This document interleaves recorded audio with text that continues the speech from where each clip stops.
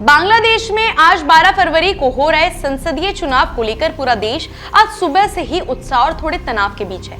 ये चुनाव खास इसलिए है क्योंकि ये देश का पहला चुनाव है जब पूर्व प्रधानमंत्री शेख हसीना का सरकार 2024 में बड़ी जन आंदोलनों के बाद गिर गई और उनकी पार्टी अवामी लीग को चुनावों में भाग लेने से रोक दिया गया। जनता के बीच अब सिर्फ दो बड़े गठबंधन हैं जो चुनाव में आमने सामने हैं। एक है बांग्लादेश नेशनलिस्ट पार्टी BNP और दूसरा है इस्लामिक जमात इस्लामी के नेतृत्व वाला 11 पार्टी गठबंधन। BNP के चेयरमैन तारिक रहमान जो पूर्व प्रधानमंत्री खालेदा जिया के बेटे हैं, इस चुनाव में प्रधानमंत्री बनने के लिए सबसे बड़े दावेदार माने जा रहे हैं। वहीं जमात इस्लामी के प्रमुख शफीकुर रहमान ने साफ कहा है कि अगर चुनाव में कहीं भी वोटिंग में गड़बड़ी होती है तो उनकी पार्टी किसी को भी नहीं छोड़ेगी और हर जरूरी कदम उठाएगी।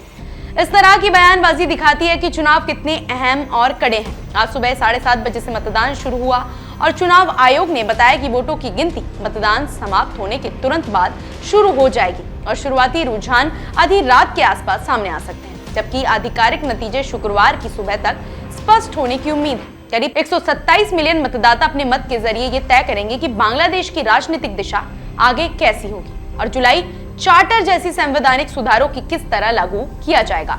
मतदाता भी चुनाव को लेकर मिले जुले भाव रख रहे हैं। कुछ नए मतदाता नौकरी, बेहतर सड़क और राजनीतिक सुधार की उम्मीद कर रहे हैं, वहीं कुछ पुराने मतदाता सरकार को अवैध मानते हुए मतदान से दूरी बना रहे हैं।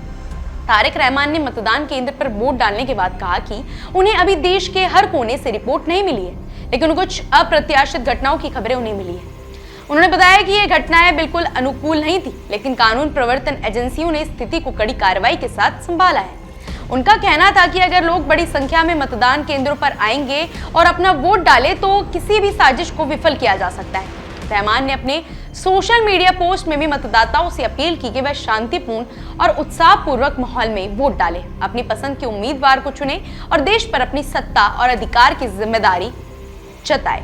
वहीं जमात इस्लामी के शफीकुर रहमान ने भी मतदाताओं को मतदान में हिस्सा लेने और लोकतांत्रिक अधिकार का इस्तेमाल करने के लिए प्रेरित किया। उन्होंने कहा कि उनकी पार्टी किसी भी गंभीर आरोप को नजरअंदाज नहीं करेगी और किसी भी आवश्यकता पड़ने पर कड़ा कदम उठाएगी। ये चुनाव इसलिए भी महत्वपूर्ण है क्योंकि अगर जमात NCP गठबंधन जीतता है तो देश का पहला इस्लामिक नेतृत्व वाली सरकार संविधान के तहत धर्मनिरपेक्ष बांग्लादेश में बन सकती है। इस चुनाव का मतलब सिर्फ सत्ता परिवर्तन नहीं है, बल्कि ये बांग्लादेश की लोकतांत्रिक परंपरा की परीक्षा भी है। BNP और जमात NCP गठबंधन दोनों ही अपने समर्थकों को बड़ी संख्या में मतदान करने के लिए प्रेरित कर रहे हैं। जनता की भागीदारी और मतदान की शुद्धता इस चुनाव के परिणाम को पूरी तरह प्रभावित करेगी।